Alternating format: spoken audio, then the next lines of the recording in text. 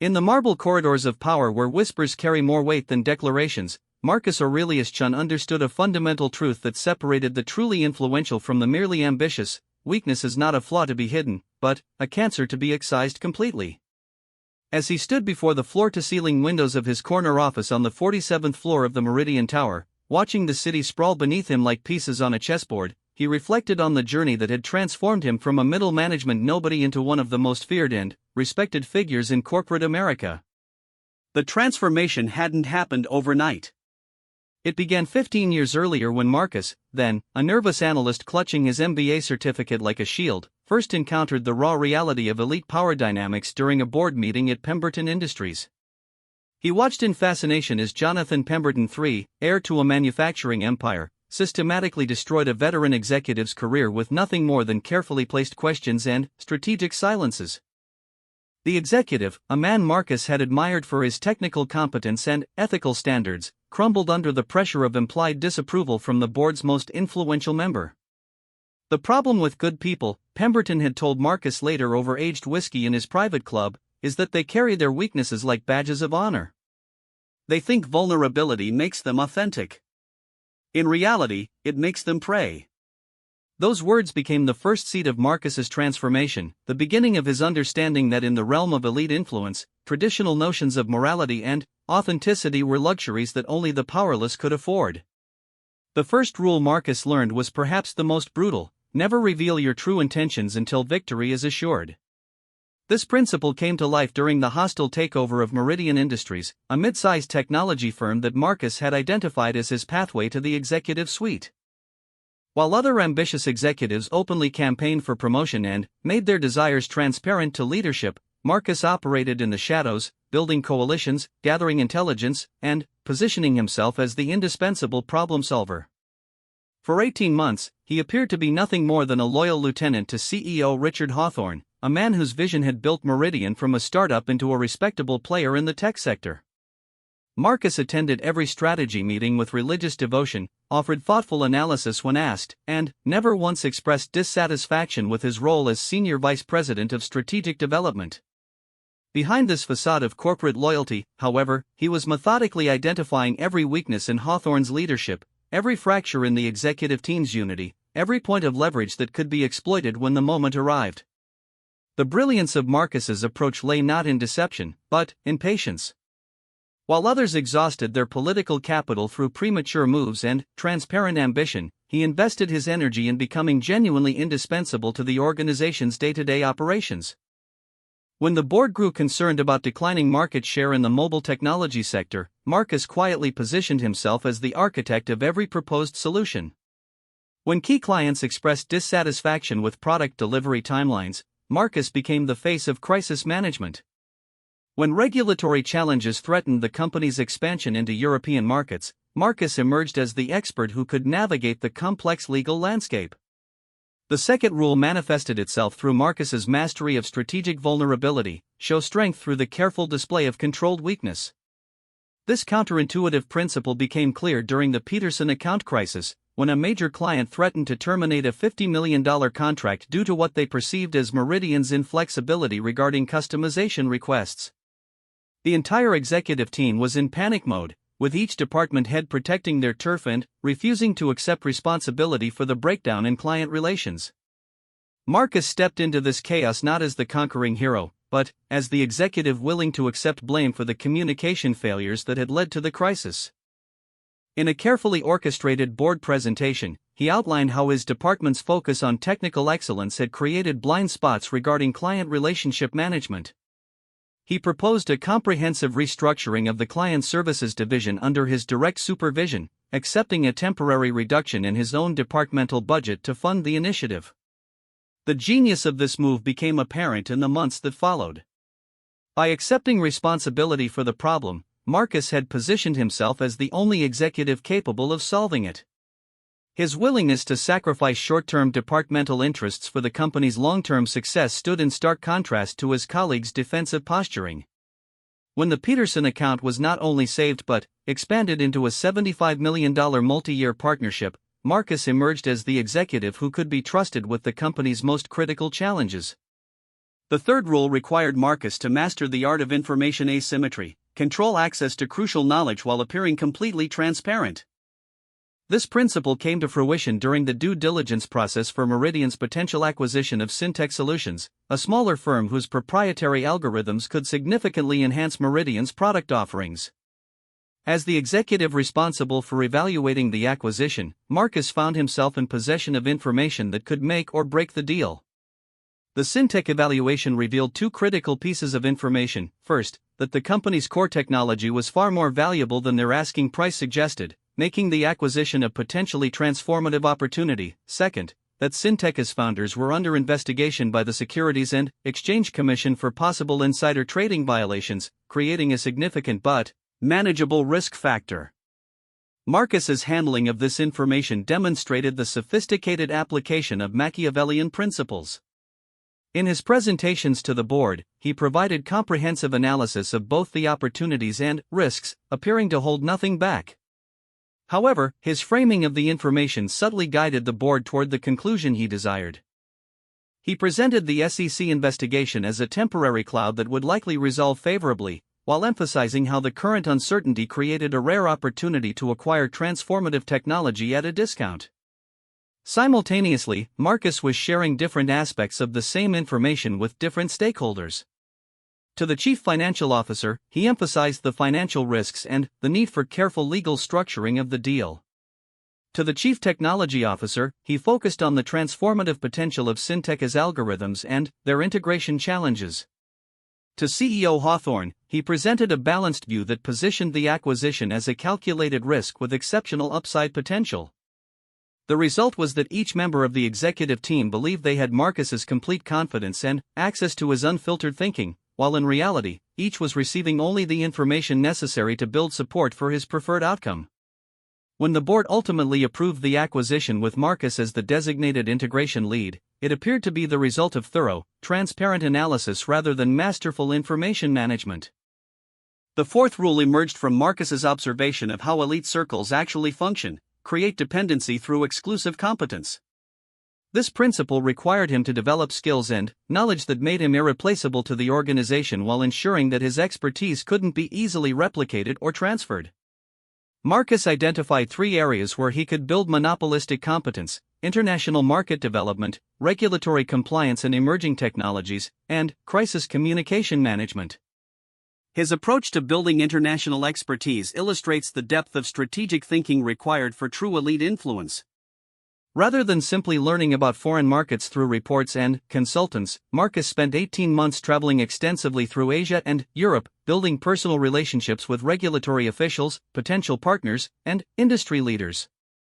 He studied Mandarin and German not for conversational fluency, but to understand the cultural nuances that shaped business decisions in those markets. More importantly, Marcus ensured that these relationships were personal rather than institutional.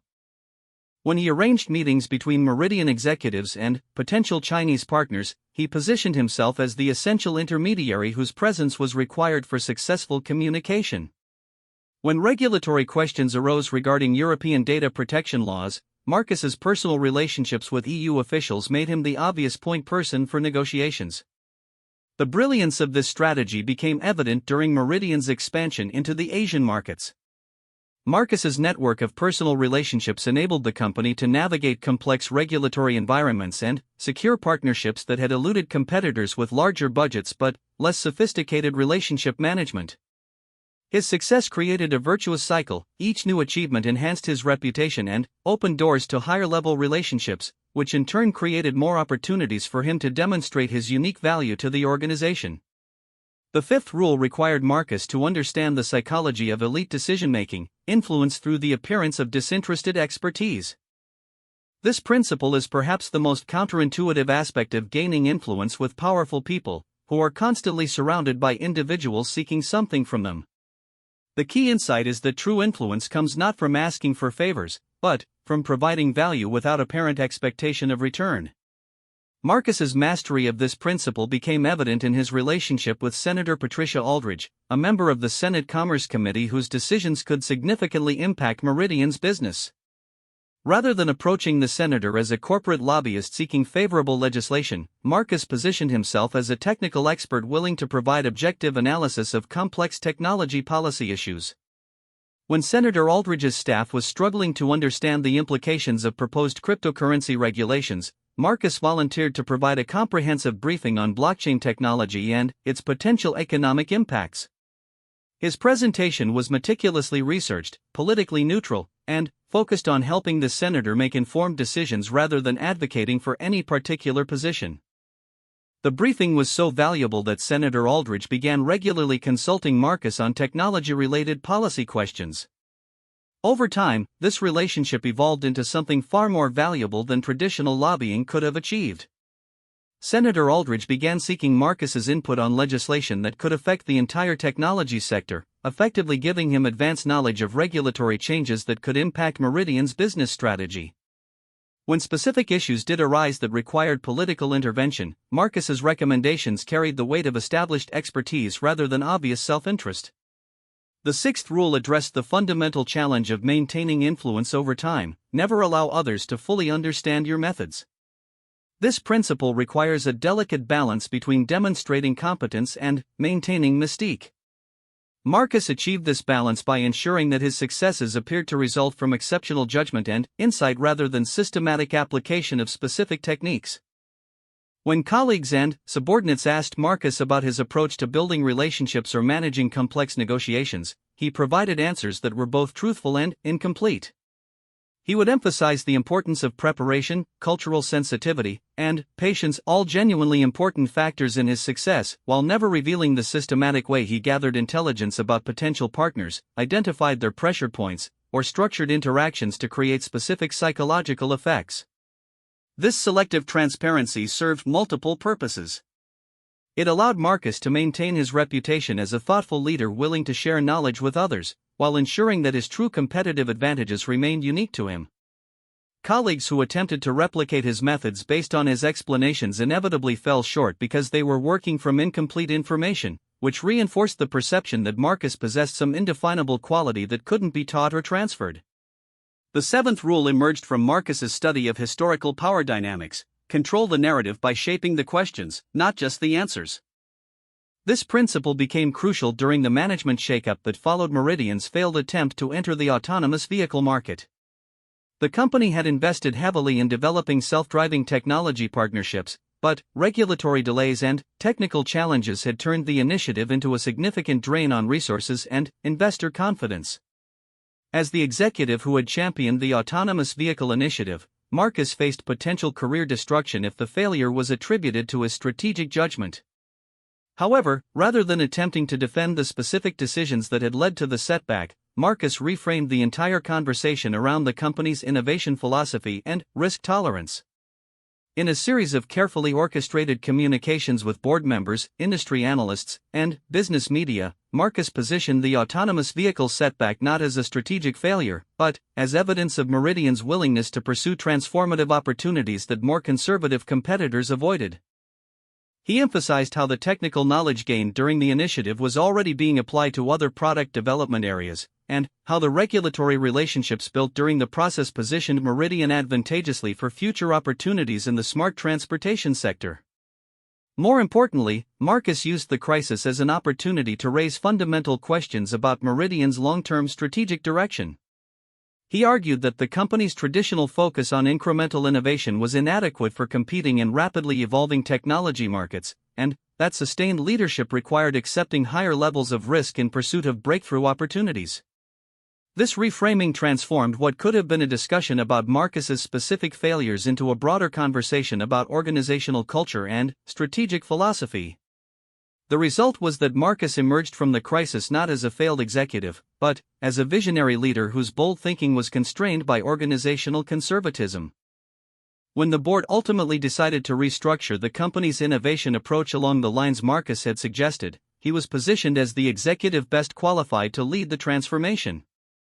The eighth rule required Marcus to understand the relationship between power and perception: make your strengths appear effortless while making others' weaknesses seem fundamental. This principle guided Marcus's approach to internal competition and political maneuvering within Meridian's executive ranks. The application of this rule became evident in Marcus's relationship with David Chen, no relation despite the shared surname, Meridian's chief operating officer and Marcus's primary rival for succession to the CEO position.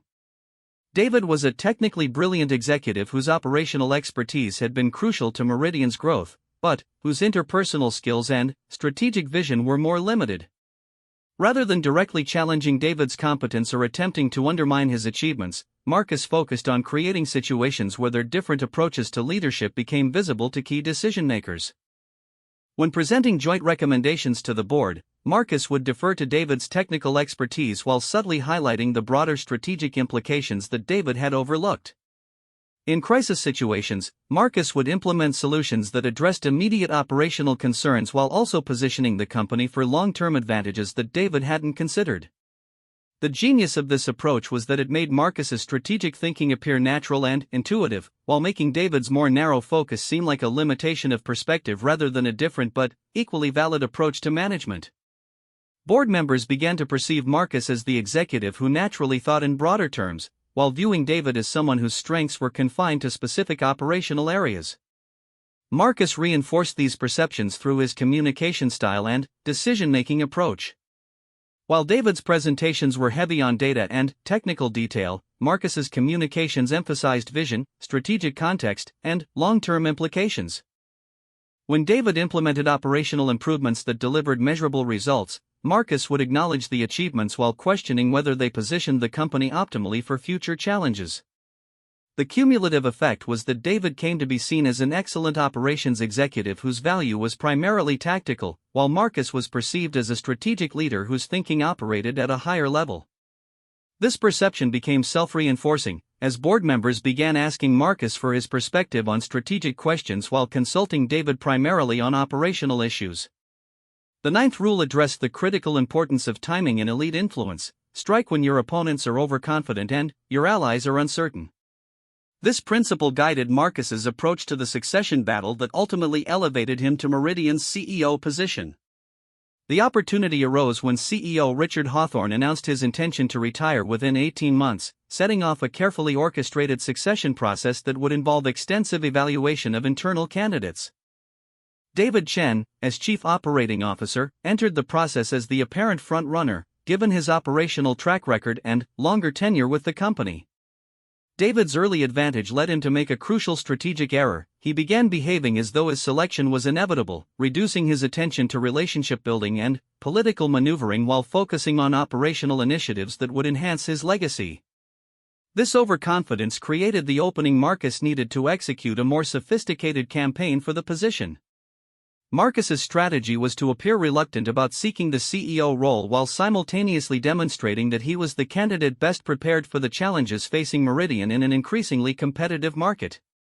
He emphasized his commitment to his current responsibilities and expressed uncertainty about whether the CEO position would allow him to continue the international expansion work he found most fulfilling. This apparent reluctance served multiple purposes. It positioned Marcus as someone who was motivated by mission rather than personal ambition, making him more attractive to board members who were concerned about ego-driven leadership. It also created psychological pressure on board members to convince Marcus to accept the role, transforming the selection process from Marcus seeking their approval to the board seeking his commitment. Simultaneously, Marcus was demonstrating his readiness for broader leadership responsibilities through his handling of increasingly complex challenges. When Meridian faced a potential security breach that could have compromised customer data, Marcus took charge of the response coordination, working with legal, technical, and communications teams to minimize damage while ensuring transparent communication with affected customers and regulatory authorities. The security crisis became a defining moment in the succession process. While David focused on the technical aspects of system security and incident response, Marcus managed the broader implications including customer confidence, regulatory compliance, investor relations, and competitive positioning. His handling of the crisis demonstrated the kind of integrated thinking that board members were seeking in their next CEO. The timing of Marcus's decisive move was crucial.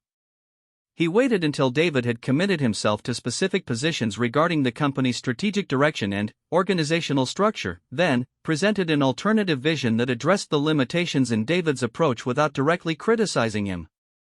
Marcus's proposal emphasized the need for more aggressive international expansion, greater investment in emerging technologies, and organizational changes that would accelerate decision-making and innovation.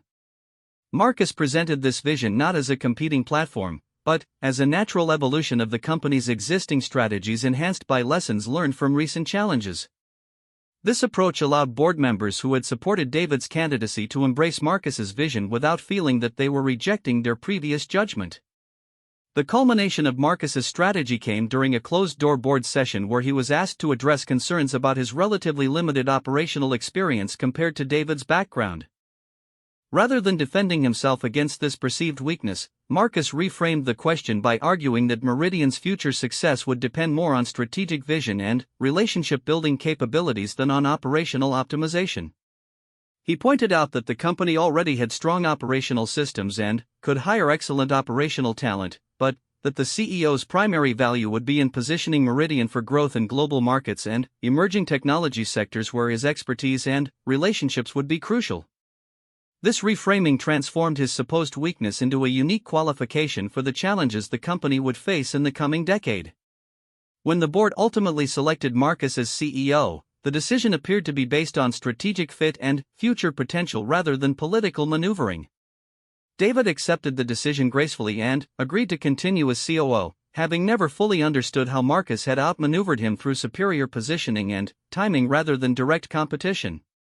The 10th rule required Marcus to understand the psychology of elite loyalty, create bonds through shared risk rather than shared benefit. This principle became crucial as Marcus consolidated his position as CEO and built the leadership team that would execute his vision for Meridian's transformation. Traditional approaches to building executive loyalty focus on providing opportunities, recognition, and financial rewards to key team members. Marcus understood that while these incentives were necessary, they weren't sufficient for creating the deep loyalty required to navigate complex organizational and market challenges. Instead, he created situations where his key lieutenants shared meaningful risks with him, creating psychological bonds that went beyond transactional relationships. The first application of this principle came during Marcus's restructuring of Meridian's international operations. Rather than simply announcing organizational changes and expecting compliance, Marcus involved his key executives in designing a strategy that would require each of them to take personal responsibility for specific aspects of the company's global expansion. Chief Technology Officer Sarah Martinez was given responsibility for establishing technical partnerships in Asia, requiring her to relocate to Singapore for 6 months and stake her reputation on building relationships in markets where she had limited experience. Chief Financial Officer Robert Kim was tasked with structuring complex international financing arrangements that would require him to work closely with foreign banks and regulatory authorities, creating personal exposure if the arrangements proved inadequate. The genius of this approach was that it made Marcus's senior executives invested in his success not just professionally, but personally. If the international expansion failed, it wouldn't just reflect poorly on Marcus as CEO, it would damage the careers of executives who had taken significant personal risks to implement his vision. This shared exposure created a level of commitment and loyalty that couldn't be achieved through traditional incentive structures. Marcus reinforced these bonds by ensuring that he shared the risks his executives were taking. When Sarah Martinez faced criticism from the board about delays in securing Asian partnerships, Marcus publicly took responsibility for the aggressive timeline he had established and defended her approach against suggestions that a more experienced international executive should take over the initiative. The 11th rule addressed the maintenance of power once achieved: never allow your competence to make others feel expendable. This principle guided Marcus's approach to managing relationships with board members, peer executives at other companies, and key stakeholders who could influence Meridian's success. The challenge facing any highly competent leader is that their expertise can inadvertently threaten the self-esteem and perceived value of others in their network. Marcus understood that even board members who had selected him for his capabilities could become uncomfortable if they felt that his judgment consistently surpassed their own. Marcus's solution was to systematically create opportunities for key stakeholders to contribute meaningfully to important decisions while ensuring that their contributions were genuinely valuable rather than merely ceremonial. Before major board meetings, Marcus would privately consult with individual board members about specific aspects of his proposals, seeking input on areas where they had particular expertise or perspective. Board member Elena Rodriguez, who had extensive experience in mergers and acquisitions, was consistently asked for her perspective on potential acquisition targets and integration strategies. Board member Thomas Whitman, whose background was in regulatory affairs, was consulted on compliance issues and government relations strategies.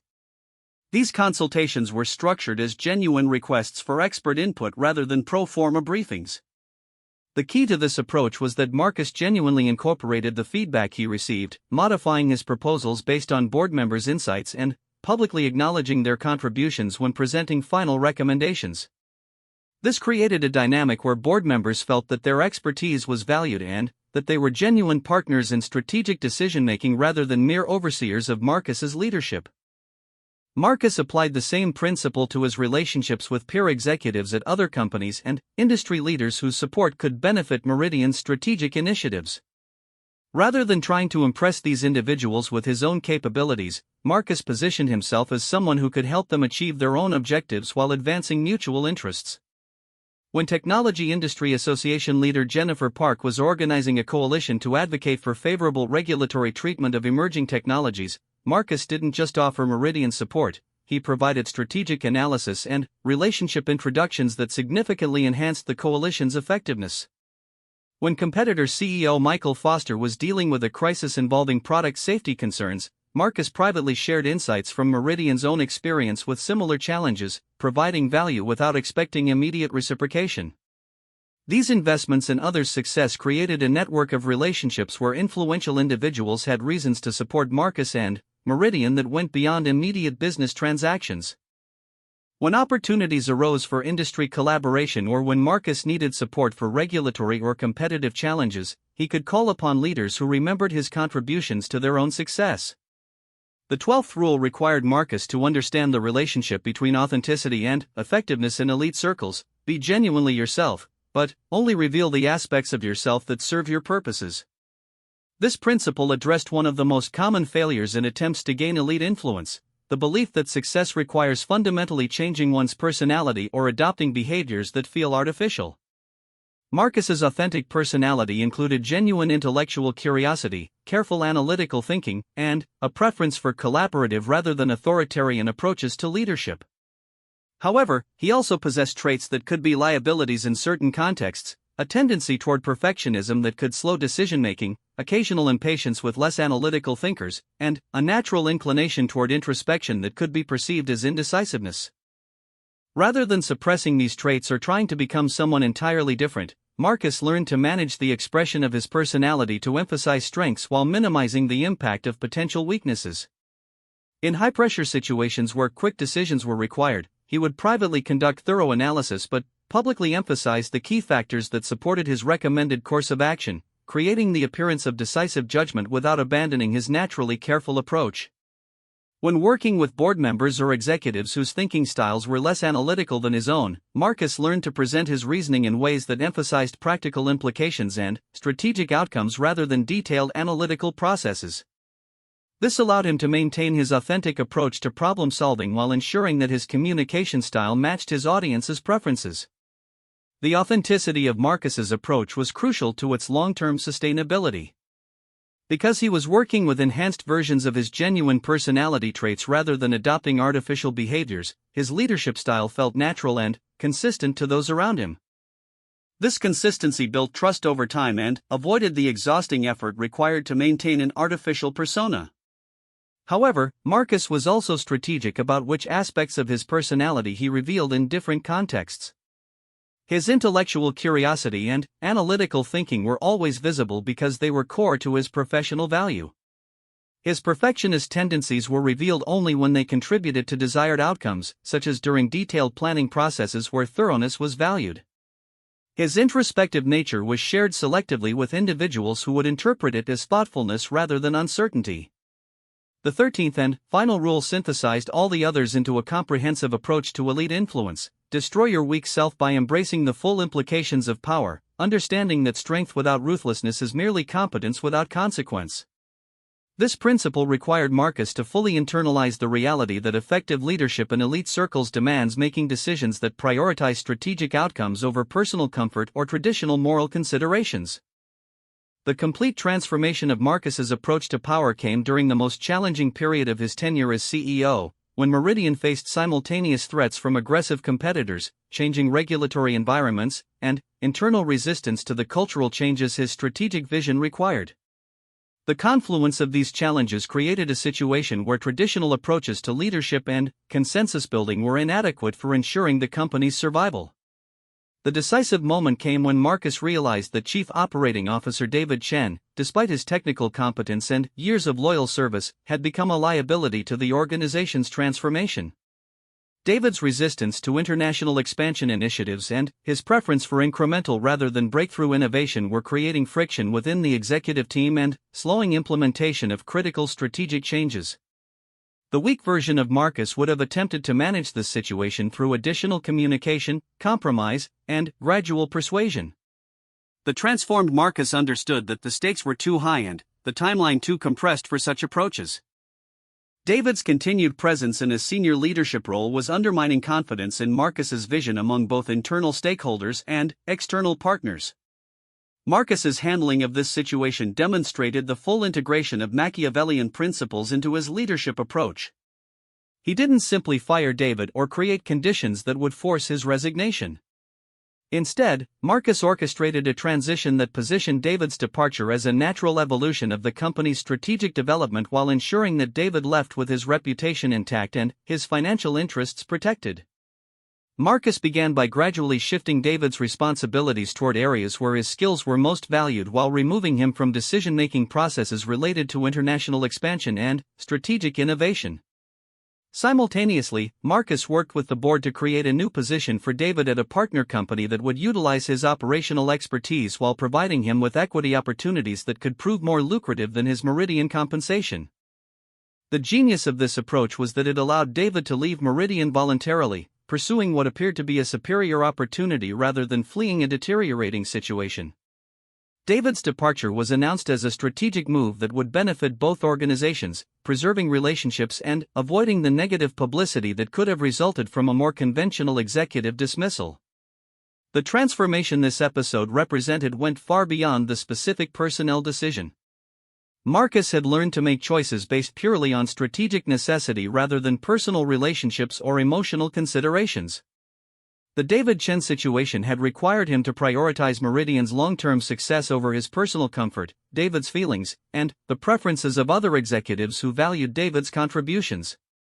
This willingness to make difficult decisions based on strategic rather than personal considerations became the foundation of Marcus's reputation as a leader who could be trusted with the most challenging situations. Board members, investors, and business partners came to understand that Marcus would consistently make choices that served the organization's interests, even when those choices required personal sacrifice or uncomfortable confrontations. The culmination of Marcus's transformation was visible in how he handled the complete restructuring of Meridian's business model in response to emerging artificial intelligence technologies that threatened to disrupt traditional software development approaches.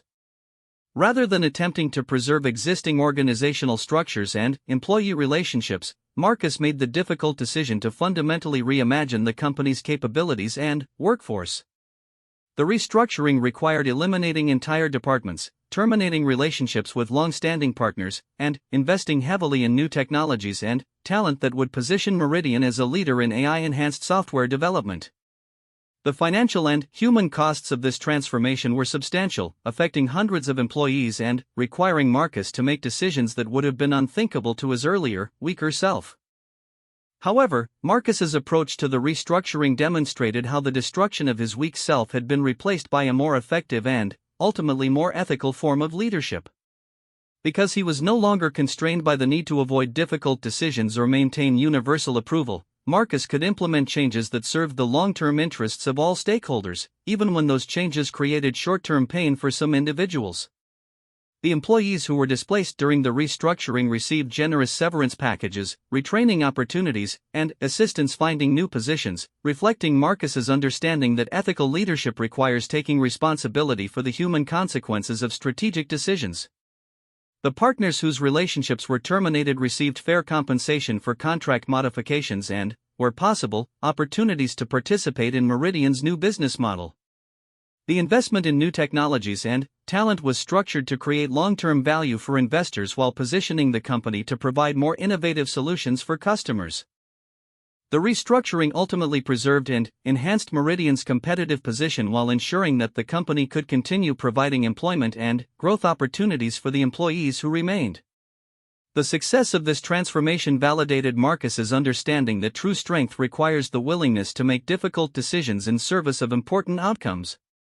The weak version of himself would have attempted to preserve the status quo, avoiding the discomfort and conflict that fundamental change requires. This approach would have ultimately served no one's interests, as competitive pressures and technological changes would have forced even more painful adjustments at a later date when fewer options were available. The strong version of Marcus understood that leadership requires accepting responsibility for difficult decisions and their consequences, even when those decisions create short-term costs for people he cared about. This acceptance of responsibility, rather than the avoidance of it, became the foundation of his effectiveness as a leader and his ability to influence others in elite circles who faced similar challenges.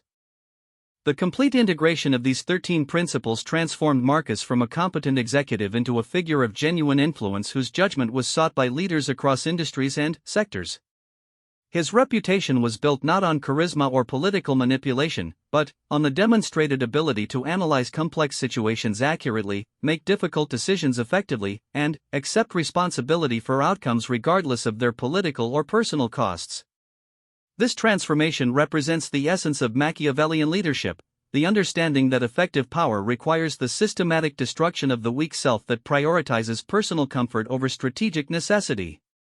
The process is neither cruel nor unethical when properly understood, but rather represents the evolution from self-serving ambition to principled effectiveness in service of outcomes larger than oneself.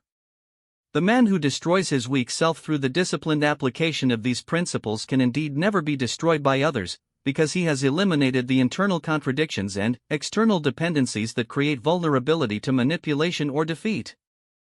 Marcus's journey from ambitious analyst to influential leader demonstrates that such transformation is possible for anyone willing to embrace the full implications of seeking genuine power in elite circles. The foundation established in these first principles creates the basis for understanding how such influence operates in practice, and how the systematic application of Machiavellian thinking can transform not only individual careers, but entire organizations and the competitive landscapes in which they operate. The destruction of weakness is not an end in itself, but the beginning of a more sophisticated and ultimately more effective approach to leadership that serves broader purposes than personal advancement. Word count, approximately 2,667 words. Marcus's transformation into a figure of genuine influence reached its most sophisticated expression when he learned to weaponize virtue itself, understanding that in elite circles, moral authority could be more powerful than traditional forms of leverage. This realization came during his involvement in the Global Technology Ethics Consortium, an international organization attempting to establish industry standards for artificial intelligence development and deployment. The consortium brought together technology leaders, government officials, academic researchers, and civil society representatives to address growing concerns about AI's potential impact on employment, privacy, and social stability. For most participants, the consortium represented an opportunity to shape regulatory frameworks that would affect their industries for decades to come. For Marcus, it became a laboratory for testing the most advanced applications of Machiavellian influence. The challenge facing the consortium was that every participant had legitimate but conflicting interests. Technology companies wanted regulatory frameworks that preserved innovation incentives while providing legal clarity. Government officials needed policies that protected citizens without stifling economic growth. Academic researchers sought funding for continued investigation while advocating for precautionary approaches to deployment. Civil society representatives demanded strong protections for vulnerable populations while maintaining democratic oversight of technological development. Traditional approaches to such multi-stakeholder negotiations typically resulted in lowest common denominator compromises that satisfied no one while creating the appearance of consensus. Marcus recognized that achieving meaningful progress would require transcending conventional negotiation dynamics through the strategic application of moral leadership. His approach began with a comprehensive analysis of each participant's true motivations, distinguishing between their publicly stated positions and their underlying interests. Technology executives were primarily concerned with maintaining competitive advantages while avoiding regulatory restrictions that could favor competitors. Government officials needed policies they could defend to voters while maintaining relationships with industry leaders who influenced economic development in their jurisdictions. Academic researchers required ongoing funding for their work while building reputations as thoughtful voices in policy debates. Civil society representatives needed to demonstrate meaningful impact to their constituencies while maintaining access to decision-making processes that could otherwise exclude them. Marcus's genius lay in recognizing that these diverse interests could be aligned through a framework that made virtue strategically advantageous for all participants. Rather than attempting to mediate between competing positions, he proposed a structure that would reward participants for adopting more ethically sophisticated approaches to their core objectives. The framework Marcus developed was based on the principle of competitive virtue, the idea that organizations and individuals could gain sustainable competitive advantages by genuinely embracing higher ethical standards rather than merely complying with minimum regulatory requirements. This concept transformed ethical behavior from a constraint on strategic action into a strategic advantage that could be systematically developed and deployed. For technology companies, competitive virtue meant investing in AI development processes that prioritized long-term societal benefit alongside commercial success. Marcus demonstrated how companies that proactively addressed ethical concerns could build stronger customer relationships, attract better talent, and create more sustainable competitive positions than competitors who treated ethics as an afterthought. Meridian became the test case for this approach. Marcus committed the company to developing AI systems using principles that went beyond existing regulatory requirements, including transparent decision-making algorithms, robust privacy protections, and ongoing monitoring for unintended social impacts. Rather than viewing these commitments as constraints on innovation, Marcus positioned them as competitive advantages that would differentiate Meridian's products in increasingly ethics-conscious markets. The results validated his hypothesis. Meridian's AI products commanded premium pricing because customers trusted their ethical development processes. Top-tier engineering talent preferred working for a company that took ethical considerations seriously in product development. Investors increasingly valued Meridian's approach as a hedge against regulatory risks that could affect competitors with less sophisticated ethical frameworks. For government officials, competitive virtue meant developing regulatory approaches that enhanced rather than constrained innovation while providing genuine protection for citizens. Marcus worked with consortium members to design policy frameworks that created incentives for ethical innovation rather than simply prohibiting problematic applications. Senator Patricia Aldridge, whose relationship with Marcus had evolved from technology policy consultation to strategic partnership, became the political champion for this approach. The regulatory framework they developed offered expedited approval processes for AI applications that met enhanced ethical standards, while requiring more extensive oversight for systems that met only minimum requirements. This structure created market incentives for ethical development while giving government officials a policy framework they could defend as both innovation-friendly and protective of citizen interests.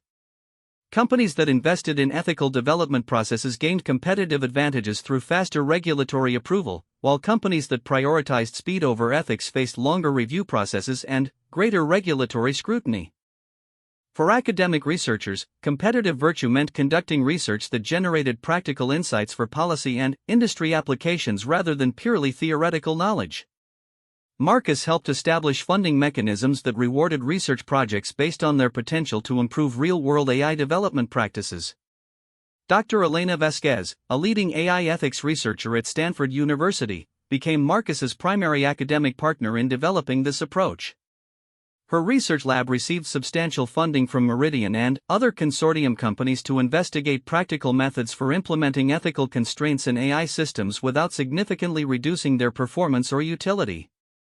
The research Dr. Vasquez's team produced was designed to be immediately applicable to industry development processes while advancing theoretical understanding of AI ethics.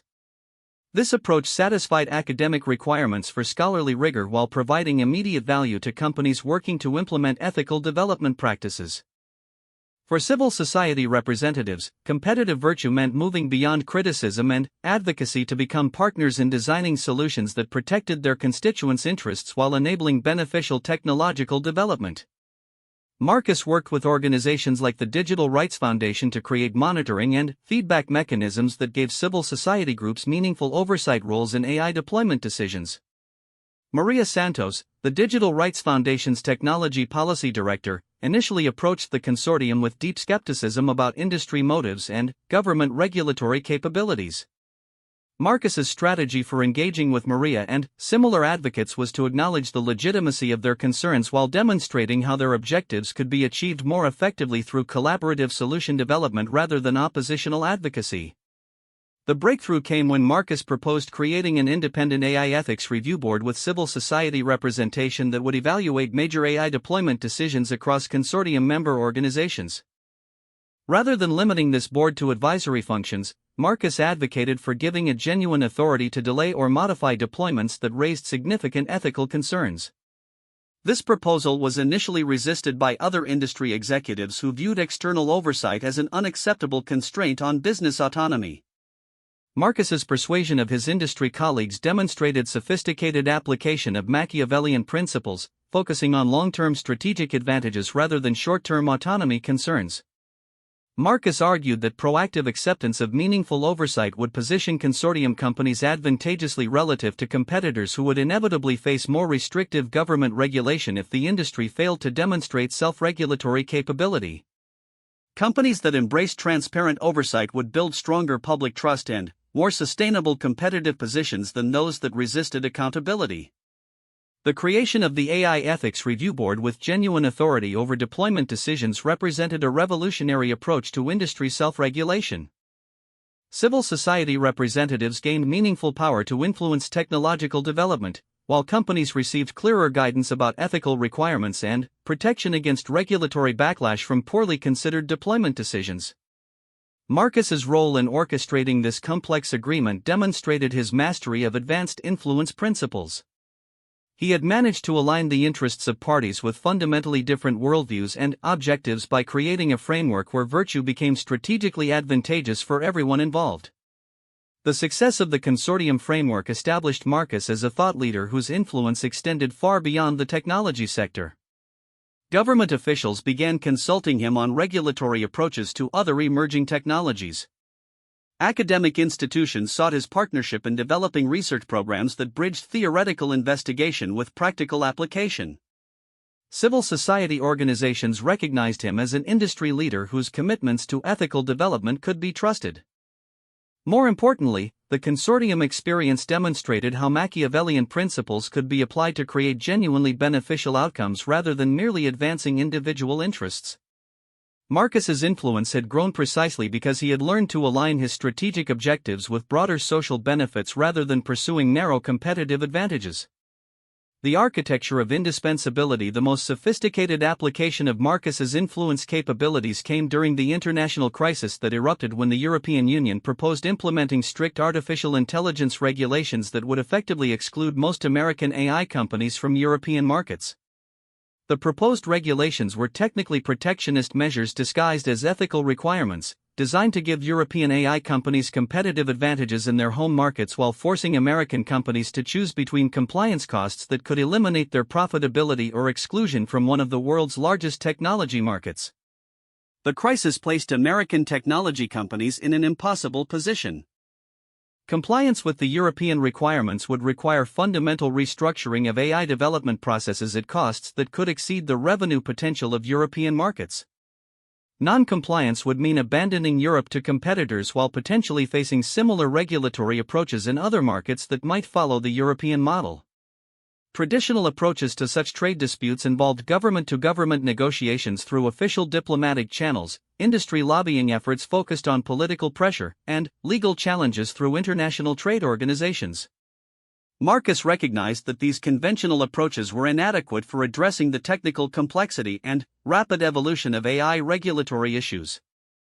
The solution Marcus proposed was unprecedented: the creation of a transatlantic AI development compact that would establish unified technical standards for AI ethics and safety that both American and European companies would adopt voluntarily. Rather than fighting the European regulations through opposition, Marcus suggested embracing the underlying concerns while proposing superior alternative approaches that would serve European policy objectives more effectively than protectionist measures.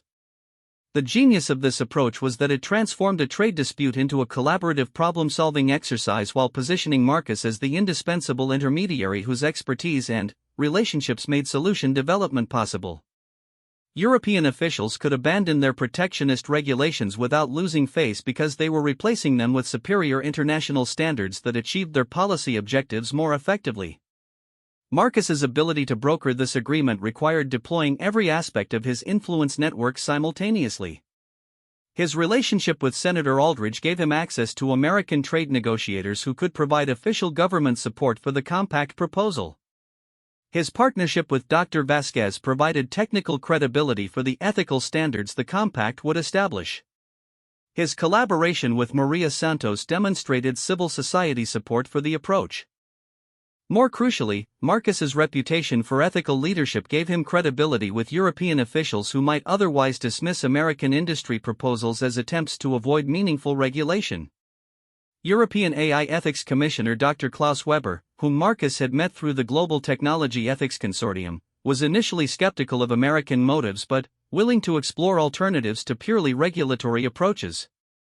The negotiations required Marcus to demonstrate advanced mastery of cultural intelligence and diplomatic communication. European regulatory approaches were based on fundamentally different philosophical assumptions about the relationship between technological innovation and social protection than American approaches. European officials prioritized precautionary principles that emphasized preventing potential harms even at the cost of limiting beneficial applications, while American officials focused on innovation incentives that emphasized maximizing beneficial applications while managing risks through ongoing monitoring and adjustment. Marcus's breakthrough insight was that these different approaches could be synthesized rather than reconciled. The Transatlantic AI Development Compact would establish two parallel pathways for AI development, a precautionary pathway that met European philosophical requirements for extensive pre-deployment testing and risk assessment, and an innovation pathway that met American requirements for rapid development and deployment with ongoing monitoring. Companies could choose which pathway to follow for specific AI applications based on the risk profiles and social implications of those applications. High-risk applications like medical diagnosis systems or criminal justice algorithms would follow the precautionary pathway, while lower-risk applications like entertainment recommendation systems or productivity tools could follow the innovation pathway. The brilliance of this structure was that it created regulatory arbitrage opportunities that benefited everyone involved. European companies could compete effectively in high-risk applications where precautionary development approaches created competitive advantages, while American companies could leverage their innovation capabilities in lower-risk applications where speed and creativity were more valuable than extensive testing.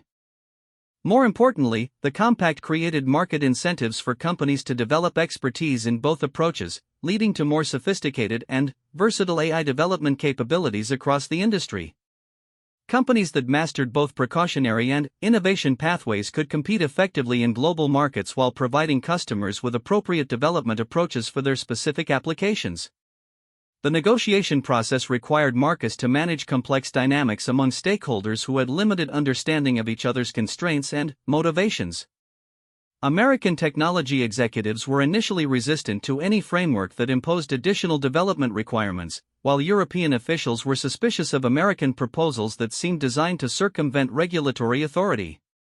Marcus's approach to managing these dynamics demonstrated sophisticated application of influence principles he had developed over years of elite relationship building. Rather than attempting to convince either side to abandon their fundamental concerns, he created opportunities for direct relationship building between key stakeholders from both regions. The breakthrough came during a week-long working session Marcus organized at a retreat center in Switzerland, bringing together technical experts, regulatory officials, and industry leaders from both sides of the Atlantic for intensive collaborative problem-solving. The setting was carefully chosen to minimize formal diplomatic constraints while maximizing opportunities for informal relationship building. Marcus's role during the retreat was not to advocate for specific positions, but to facilitate understanding between participants who approached AI development from fundamentally different perspectives. American participants learned about European concerns regarding AI's potential impact on employment, privacy, and democratic institutions. European participants gained appreciation for American innovations in AI applications that had produced significant benefits for consumers and businesses. The relationships built during the retreat created the foundation for ongoing collaboration that extended far beyond the specific compact negotiations. American and European researchers began collaborating on projects that combined European precautionary approaches with American innovation methodologies. Regulatory officials from both regions established communication channels for addressing AI issues that arose after the compact was implemented. Industry leaders developed joint ventures that leveraged European expertise in risk assessment and regulatory compliance with American capabilities in rapid development and scaling. The compact created a framework for ongoing transatlantic cooperation that strengthened rather than constrained competitive dynamics in global AI markets. The success of the Transatlantic AI Development Compact established Marcus as a figure of international influence whose expertise was sought by government officials, industry leaders, and civil society organizations worldwide. His approach to the crisis had demonstrated that complex international disputes could be resolved through collaborative problem-solving that created value for all participants rather than zero-sum competition that inevitably left some parties disadvantaged. More importantly, the compact experience validated Marcus's understanding that true influence in elite circles comes from the ability to create solutions that serve broader interests rather than narrow organizational or personal objectives. His reputation as a leader who could be trusted to develop approaches that considered multiple stakeholder perspectives made him invaluable to decision-makers facing complex challenges that required sophisticated understanding of technical, political, and social factors. The cultivation of strategic patience. The most challenging test of Marcus's evolved approach to influence came when Meridian faced a hostile takeover attempt from Titan Dynamics, a private equity-backed consortium that specialized in acquiring technology companies for aggressive cost-cutting and asset optimization strategies. The takeover attempt was led by Richard Sterling, a legendary corporate raider whose previous acquisitions had generated enormous returns for investors through systematic elimination of research and development spending, workforce reductions, and focus on short-term profit maximization. Sterling's reputation was built on identifying technology companies with valuable intellectual property portfolios and market positions that could be monetized more aggressively under different management approaches. His target companies were typically well-managed firms whose leadership prioritized long-term strategic development and stakeholder relationships over maximum short-term profitability. Meridian represented an ideal target for Sterling's approach. The company's investments in AI ethics research, international market development, and employee development programs created significant costs that could be eliminated immediately to boost profitability. Meridian's intellectual property portfolio was valuable enough to generate substantial licensing revenue without requiring ongoing innovation investment. The company's strong market position and customer relationships could survive significant organizational changes without immediate revenue impact. Sterling's initial offer represented a substantial premium over Meridian's current market valuation, creating immediate pressure on shareholders to accept the deal. The offer was structured to appeal to different shareholder constituencies. Institutional investors would benefit from the immediate return, while individual shareholders would receive cash payments that exceeded their current investment values. Traditional approaches to defending against hostile takeovers involve financial engineering strategies like leveraged recapitalizations, legal challenges to acquisition terms, or competing acquisition offers from friendly parties. Marcus recognized that these conventional defenses would be inadequate against Sterling's sophisticated approach and substantial financial resources. Instead, Marcus developed a defense strategy based on demonstrating that Meridian's current strategic direction would create more long-term value than Sterling's optimization approach, while simultaneously making the company less attractive for asset stripping strategies. The key insight was that the takeover attempt created an opportunity to accelerate Meridian's transformation into a company whose value was fundamentally incompatible with Sterling's business model. Marcus's approach required strategic patience and sophisticated timing. Rather than immediately announcing defensive measures that would signal panic or desperation, Marcus used the takeover threat as motivation to accelerate strategic initiatives that would make Meridian more valuable as an independent company while making it less attractive for financial optimization strategies. The first element of this approach involved deepening Meridian's integration with customers and partners in ways that would be difficult to reverse through simple cost-cutting measures. Marcus accelerated the development of AI systems that were customized for specific customer applications, creating technical dependencies that would make it costly for customers to switch to competing providers. Simultaneously, Marcus expanded Meridian's partnerships with European and Asian companies in ways that leveraged the relationships he had built through the Transatlantic AI Development Compact and other international initiatives.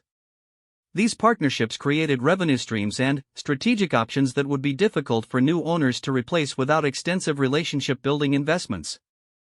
The second element involved restructuring Meridian's intellectual property portfolio to maximize its value under collaborative development approaches while minimizing its value for pure licensing strategies.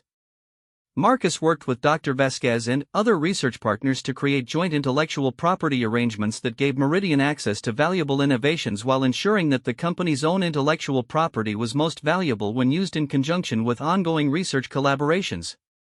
This restructuring made Meridian's intellectual property portfolio less attractive for Sterling's typical approach of maximizing licensing revenue while minimizing development costs. The company's most valuable innovations were embedded in ongoing research relationships that required continued investment to maintain their competitive advantages. The third element of Marcus's strategy involved building employee ownership and engagement in ways that would make workforce optimization strategies counterproductive. Marcus implemented comprehensive employee stock ownership programs that gave key personnel significant financial stakes in the company's long-term success while creating legal and practical obstacles to rapid workforce reductions. More importantly, Marcus restructured Meridian's organizational design to distribute decision-making authority and critical knowledge across a broader range of employees, making it difficult for new management to maintain operational effectiveness while implementing dramatic organizational changes. The cumulative effect of these changes was that Meridian became significantly more valuable as a going concern under its current strategic direction than it would be under Sterling's optimization approach.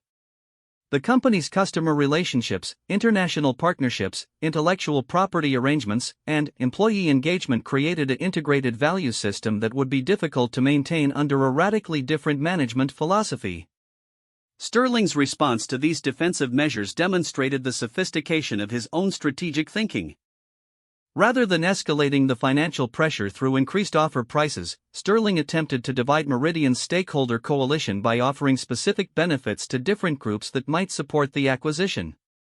Major institutional shareholders were offered guaranteed board representation in the post-acquisition company, providing them with ongoing influence over strategic direction. Key employees were offered retention bonuses and equity participation that would make them financially better off under new ownership. Customers were promised continued service levels and product development that would maintain their operational requirements. Marcus's counter-strategy required demonstrating that these promises were incompatible with Sterling's fundamental business model while offering stakeholders more attractive alternatives through Meridian's continued independence. The approach required sophisticated communication that acknowledged the legitimate appeal of Sterling's offers while highlighting their unsustainability over time. For institutional shareholders, Marcus developed a comprehensive analysis showing how Meridian's current strategic investments would generate superior long-term returns compared to the short-term gains available through Sterling's approach. The analysis was based on detailed financial modeling that incorporated the value of international partnerships, research collaborations, and customer relationship investments that Sterling's approach would necessarily sacrifice. For employees, Marcus created career development and equity participation programs that provided greater long-term financial opportunity than Sterling's retention offers while preserving the collaborative, innovation-focused culture that had attracted top talent to Meridian. The programs were structured to reward continued contribution to the company's strategic development rather than simply providing immediate financial benefits. For customers, Marcus demonstrated how Meridian's ongoing research investments and partnership development would provide superior product innovation and service capabilities compared to what would be available under ownership focused on cost optimization. Customer communications emphasized how Meridian's ethical AI development approach and international compliance expertise created unique value that would be difficult to maintain under different ownership. The decisive factor in defeating Sterling's takeover attempt was Marcus's ability to present a compelling alternative vision for Meridian's future that generated more excitement and commitment from key stakeholders than Sterling's financial optimization approach. This vision was based on the company's potential to become the global leader in ethical AI development while maintaining profitable growth and attractive returns for investors. The vision Marcus articulated went beyond defending against the current takeover threat to present opportunities for value creation that wouldn't be possible under Sterling's ownership. Meridian could leverage its ethical AI expertise to capture premium market segments where customers were willing to pay higher prices for trustworthy technology solutions. The company could expand its international partnerships to access growing markets where ethical technology leadership created competitive advantages. More importantly, Meridian could pioneer new approaches to technology development that created sustainable competitive advantages by aligning business success with broader social benefits. This approach represented an evolution beyond traditional corporate social responsibility to a business model where ethical leadership was the primary source of competitive differentiation. The success of Marcus's defense strategy validated his understanding that sustainable influence requires creating genuine value for multiple stakeholders rather than simply protecting narrow organizational interests. Sterling's approach was ultimately unsuccessful because it offered only financial optimization without addressing the broader stakeholder interests that had made Meridian valuable in the first place. The takeover defense also demonstrated Marcus's mastery of strategic patience and long-term thinking. Rather than focusing solely on immediate defensive measures, he had used the crisis as an opportunity to accelerate Meridian's transformation into a company whose value was fundamentally aligned with stakeholder interests that extended beyond short-term financial returns. The defeat of Sterling's takeover attempt established Marcus as a leader whose strategic vision could withstand the most sophisticated financial and political pressures. His approach had demonstrated that companies built on authentic stakeholder value creation could successfully compete against purely financial optimization strategies when led by executives with sufficient strategic sophistication and stakeholder relationship capabilities. Word count, approximately 2,667 words. 5 years after defeating Richard Sterling's takeover attempt, Marcus stood at the pinnacle of influence he had methodically constructed, yet found himself confronting the most profound challenge of his transformation, the question of what ultimate purpose his accumulated power should serve. The skills and relationships he had developed had given him the capability to shape not just his own organization's future, but the trajectory of entire industries and the regulatory frameworks that would govern technological development for decades to come. The catalyst for this deeper reflection came through an unexpected source, Dr. James Morrison, a philosophy professor at Harvard University who had been researching the ethical implications of concentrated corporate power in democratic societies. Dr. Morrison had identified Marcus as a case study of how individual leaders could accumulate influence that approached traditional governmental authority while operating outside democratic accountability structures. Rather than viewing Dr. Morrison's research as a threat to his reputation or position, Marcus saw it as an opportunity to engage with fundamental questions about the relationship between power and responsibility that his own success had made increasingly relevant. The conversation that developed between them would ultimately lead Marcus to the most sophisticated application of Machiavellian principles, using accumulated influence to create systems that transcended individual power while serving broader social purposes. Dr. Morrison's initial critique of Marcus's influence was both sophisticated and troubling. He argued that Marcus had essentially created a parallel governance structure through his network of relationships with government officials, industry leaders, academic researchers, and civil society organizations. This network could shape policy outcomes and resource allocation decisions that affected millions of people, yet Marcus was accountable only to Meridian's shareholders rather than to the broader public whose lives his decisions influenced. The academic's analysis forced Marcus to confront an uncomfortable reality. His mastery of influence principles had given him power that was functionally equivalent to elected office, but without the democratic legitimacy that traditionally justified such authority. His decisions about AI development standards, international regulatory frameworks, and technology deployment priorities had consequences that extended far beyond Meridian's business interests. Marcus's response to this challenge demonstrated the ultimate evolution of Machiavellian thinking, the recognition that sustainable power requires creating legitimacy through genuine service to purposes larger than individual advancement. Rather than defending his accumulated influence or attempting to minimize its scope, Marcus chose to systematically redesign how that influence was exercised to ensure its alignment with broader democratic values and social benefits. The transformation began with Marcus's decision to create the Institute for Democratic Technology Governance, an independent organization dedicated to developing and implementing frameworks that would subject technology industry decision-making to meaningful public accountability. The institute would bring together technologists, ethicists, policy experts, and citizen representatives to create oversight mechanisms that preserved innovation incentives while ensuring democratic input into decisions with broad social implications. The establishment of the institute required Marcus to deploy every aspect of his influence network while paradoxically committing himself to reducing his individual control over outcomes.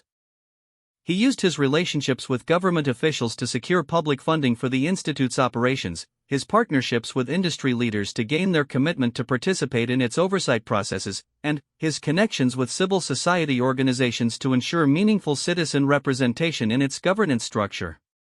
The genius of this approach was that it allowed Marcus to maintain his influence while transforming its nature from personal authority to institutional leadership. Rather than making decisions based on his individual judgment, Marcus would help create systems that incorporated multiple perspectives and interests into technology governance processes.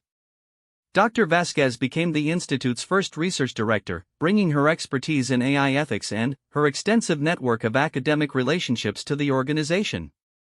Maria Santos was recruited to lead the Citizen Engagement Division, providing civil society organizations with structured opportunities to influence technology policy development. Senator Aldridge agreed to chair the Institute's advisory board, lending political legitimacy to its recommendations. The Institute's first major initiative addressed one of the most contentious issues in technology policy, the development of standards for AI systems used in criminal justice applications.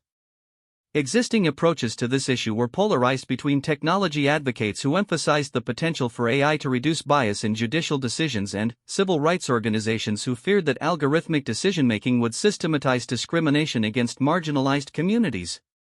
Marcus's role in facilitating dialogue between these opposing perspectives demonstrated his mastery of advanced influence techniques. Rather than attempting to mediate between existing positions, he created opportunities for participants to develop shared understanding of underlying concerns that both sides were trying to address. Technology advocates were genuinely committed to reducing bias in criminal justice systems, recognizing that current human decision-making processes often reflected racial, economic, and social prejudices that AI systems could potentially help eliminate. Civil rights organizations shared the goal of reducing bias, but feared that AI systems would encode existing prejudices in ways that would be difficult to identify or challenge. The breakthrough insight that emerged from institute-facilitated discussions was that both sides were assuming traditional approaches to AI development that prioritized technical performance over democratic accountability. An alternative approach could prioritize transparency, community input, and ongoing monitoring in ways that would serve both bias reduction and democratic governance objectives. The criminal justice AI standards that emerged from this process represented a new model for technology governance that transcended traditional regulatory approaches. Rather than simply prohibiting problematic applications or requiring compliance with technical specifications, the standards created ongoing accountability relationships between technology developers, criminal justice agencies, and affected communities. AI systems used in criminal justice applications would be required to undergo community impact assessments that included input from organizations representing potentially affected populations. The systems would be subject to ongoing monitoring by independent review boards that included community representatives, technical experts, and criminal justice professionals. Deployment decisions would require public hearings that allowed community members to understand how the systems worked and voice concerns about their implementation. Most importantly, the standards created mechanisms for communities to demand modifications or discontinuation of AI systems that produced outcomes they considered unacceptable. This democratic accountability structure ensured that technical decisions remained subject to community oversight rather than being delegated entirely to experts or officials. The success of the criminal justice AI standards validated the Institute's approach and established a model that could be applied to other contentious technology policy issues. The framework demonstrated that democratic governance and technological innovation could be mutually reinforcing rather than conflicting objectives when appropriate accountability structures were created. The architecture of sustainable influence. The Institute's growing impact created an unexpected challenge for Marcus, the more successful the organization became at creating democratic accountability for technology decisions, the more his individual influence was replaced by institutional processes that operated independently of his personal control. This transition required him to develop new approaches to leadership that maintained his effectiveness while distributing decision-making authority more broadly. The challenge became acute when the Institute was invited to facilitate negotiations between the United States and China regarding AI development cooperation and competition frameworks. The invitation came from both governments, reflecting recognition that existing diplomatic channels were inadequate for addressing the technical complexity and competitive dynamics involved in AI policy coordination. The negotiations represented the most complex application of influence principles that Marcus had ever attempted. American and Chinese approaches to AI development reflected fundamentally different political philosophies, economic systems, and social values. American approaches emphasized individual privacy, democratic oversight, and market-based innovation incentives. Chinese approaches prioritized collective benefit, state coordination, and planned development strategies. Traditional diplomatic negotiations between countries with such different systems typically resulted in minimal agreements that avoided addressing fundamental differences while creating the appearance of cooperation. Marcus recognized that achieving meaningful progress would require transcending conventional diplomatic approaches through the systematic application of collaborative problem-solving methods that acknowledged legitimate differences while identifying opportunities for mutual benefit. The preparation for these negotiations required Marcus to demonstrate advanced cultural intelligence and strategic analysis capabilities. He spent months studying Chinese AI development strategies, meeting with Chinese technology leaders and policy experts, and developing relationships with officials who could provide authentic insights into Chinese perspectives on AI governance issues. Simultaneously, Marcus worked with American officials to identify areas where cooperation with China could serve American interests while addressing legitimate concerns about technology transfer and competitive dynamics. The key insight was that both countries shared certain objectives regarding AI safety, international standardization, and prevention of AI applications that could threaten global stability. The negotiations themselves required Marcus to manage complex dynamics between participants who had limited understanding of each other's constraints and motivations while operating under intense political pressure from domestic constituencies who viewed cooperation with suspicion. American participants were concerned that any cooperation would advantage Chinese competitors or compromise American technological leadership. Chinese participants were wary of agreements that could limit China's technological development or subject Chinese companies to foreign oversight. Marcus's approach to these challenges demonstrated sophisticated application of influence principles adapted for international diplomatic contexts. Rather than attempting to convince either side to abandon their fundamental interests, he focused on creating frameworks that would allow both countries to pursue their core objectives through coordinated rather than competing approaches. The breakthrough came when Marcus proposed focusing negotiations on global challenges that required international cooperation regardless of competitive dynamics. Climate change mitigation, pandemic response coordination, and international security threats all presented opportunities where AI applications could generate benefits that transcended national interests while creating technical collaboration opportunities that served both countries' development objectives. The framework that emerged from the negotiations established parallel development pathways that allowed both countries to maintain competitive dynamics in commercial AI applications while coordinating on global challenge applications where competition was counterproductive. American and Chinese research institutions would collaborate on AI applications for climate monitoring and mitigation, while maintaining separate development programs for commercial applications like autonomous vehicles or financial services. The agreement created joint oversight mechanisms for AI applications with global security implications, while preserving national sovereignty over domestic AI governance decisions. Both countries committed to transparency standards that would allow monitoring of compliance with international agreements without requiring disclosure of proprietary technical information. Most importantly, the framework established ongoing dialogue mechanisms that would allow both countries to address emerging AI governance challenges through collaborative problem-solving rather than unilateral policy development. These mechanisms included regular technical exchanges, joint research initiatives, and coordinated approaches to international standard-setting processes. The success of the U.S.-China AI cooperation framework established Marcus and the Institute as internationally recognized leaders in technology diplomacy. Government officials from other countries began seeking the Institute's assistance in developing AI governance frameworks that balanced innovation objectives with social protection goals. More significantly, the framework demonstrated that even the most fundamental geopolitical competitions could be managed through sophisticated application of collaborative problem-solving approaches that acknowledged legitimate differences while identifying mutual benefits. Marcus's role in facilitating this agreement validated his understanding that sustainable influence required creating value for all participants rather than advancing narrow organizational or national interests. The paradox of transcendent power. The ultimate test of Marcus's evolved approach to influence came when he faced a crisis that threatened not just his own position, but the entire network of relationships and institutions he had spent decades building. The crisis emerged from an unexpected source. Dr. Morrison's continued research into concentrated corporate power had identified what he argued were fundamental contradictions in Marcus's approach to democratic accountability. Dr. Morrison's critique was sophisticated and potentially devastating. He argued that while Marcus had created institutions like the Institute for Democratic Technology Governance that appeared to subject corporate power to democratic oversight, these institutions were themselves controlled by networks of elite relationships that excluded genuine citizen participation. The Institute's board and advisory structures included government officials, academic experts, and civil society representatives, but these individuals were all part of professional networks that shared similar educational backgrounds, economic interests, and cultural perspectives. The academics' analysis suggested that Marcus had created the appearance of democratic accountability while actually consolidating a more sophisticated form of elite control.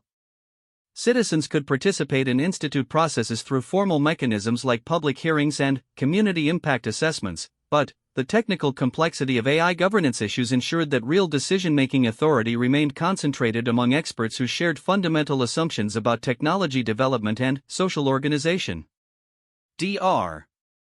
Morrison's critique was particularly challenging because it contained significant elements of truth.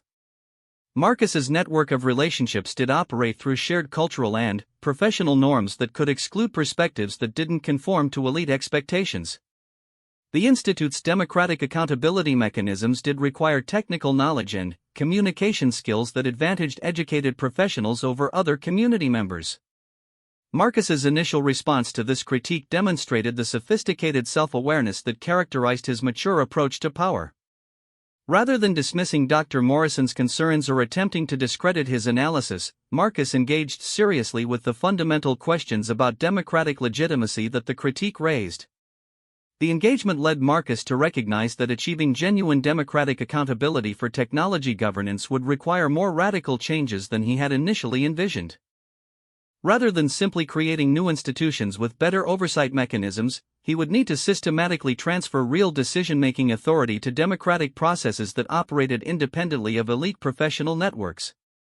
The transformation Marcus initiated in response to Dr. Morrison's critique represented the most sophisticated application of Machiavellian principles imaginable, using accumulated power to create systems that genuinely distributed that power while ensuring that the distribution served beneficial social purposes rather than simply fragmenting authority in ways that prevented effective governance.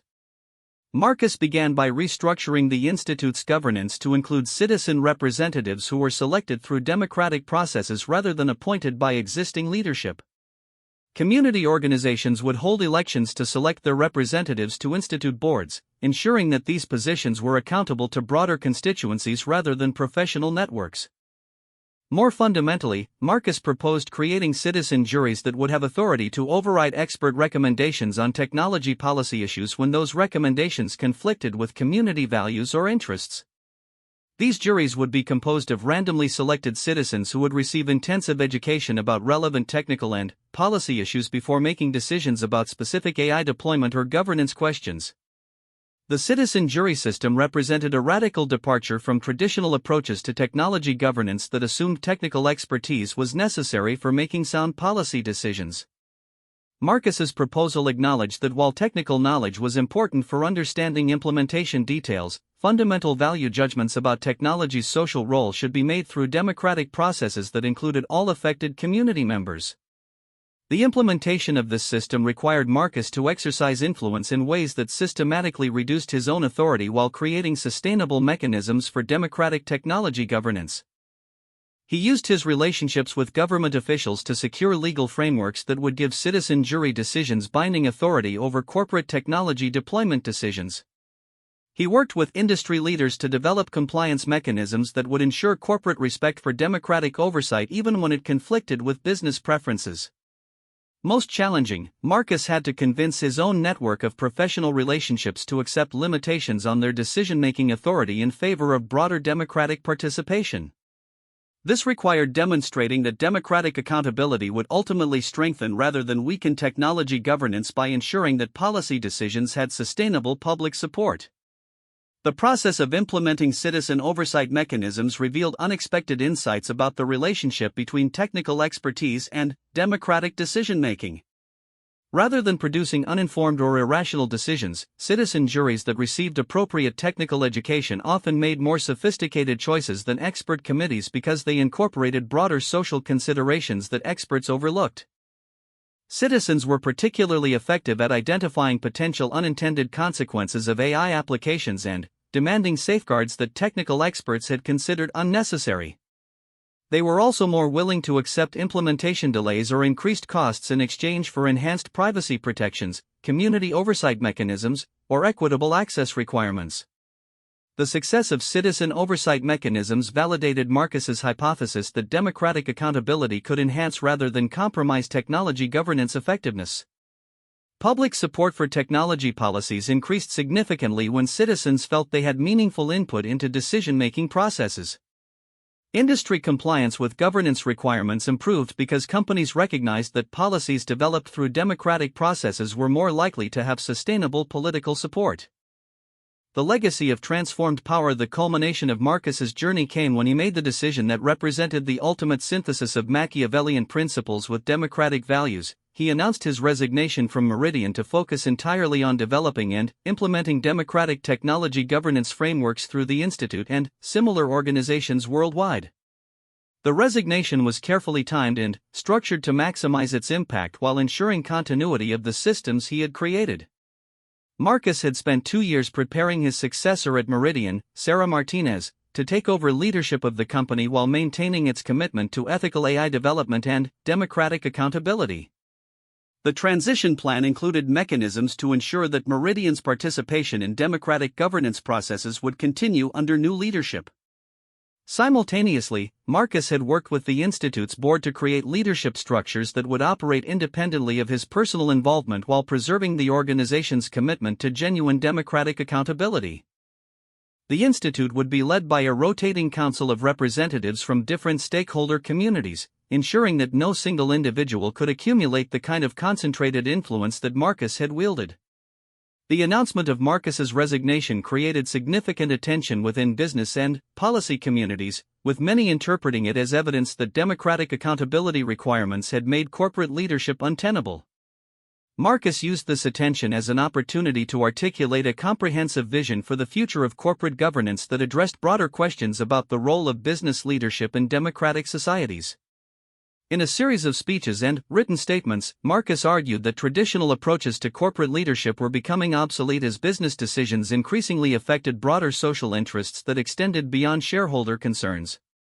Corporate leaders who continued to operate as though their authority derived solely from shareholder delegation would find themselves increasingly constrained by democratic accountability requirements that they hadn't participated in creating.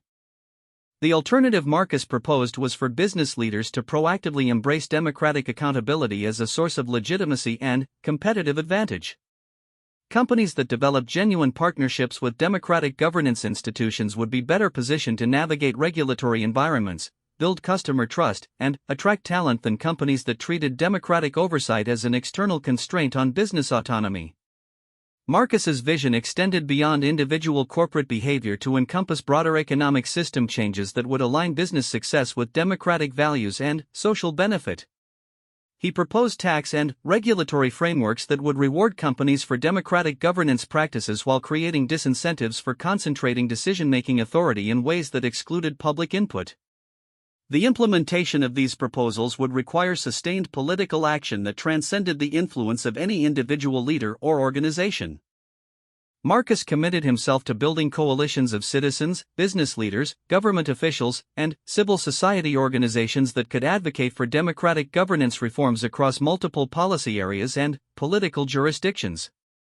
The work represented a natural extension of the influence principles Marcus had mastered, applied to the ultimate challenge of systemic change that served purposes larger than any individual or organizational interest. Rather than using accumulated power to preserve or expand personal authority, Marcus was dedicating his influence to creating systems that would distribute power more broadly while ensuring its exercise served beneficial social purposes. The response to Marcus's transition demonstrated the success of his approach to building sustainable influence. Rather than disappearing when he stepped away from formal leadership positions, his impact continued through the relationships, institutions, and frameworks he had created. The Institute's work expanded to address technology governance challenges in countries around the world. The democratic accountability mechanisms he had pioneered were adopted by other industries facing similar legitimacy challenges. Most importantly, the principles Marcus had demonstrated that sustainable influence requires serving purposes larger than individual advancement, that power achieves legitimacy through democratic accountability, and that genuine leadership involves creating systems that transcend individual authority began to influence how other leaders approached their roles and responsibilities. The transformation represented the ultimate vindication of Machiavellian principles properly understood, that the most effective approach to power is to use it in service of purposes that extend beyond the leader's immediate interests, creating legitimacy through genuine benefit to broader communities while building sustainable influence that operates independently of individual control. Marcus's journey from ambitious analyst to transformational leader demonstrated that the destruction of the weak self, the version that seeks power for personal advancement or narrow organizational interests, creates space for the emergence of a stronger self that finds purpose in serving broader social benefit through sophisticated application of influence principles. The man who destroys his weak self can indeed never be destroyed by others, not because he becomes impervious to challenge or criticism, but because he aligns his interests with purposes larger than himself that command broader support and create sustainable legitimacy. The ultimate expression of power is the ability to create systems that transcend individual authority while serving beneficial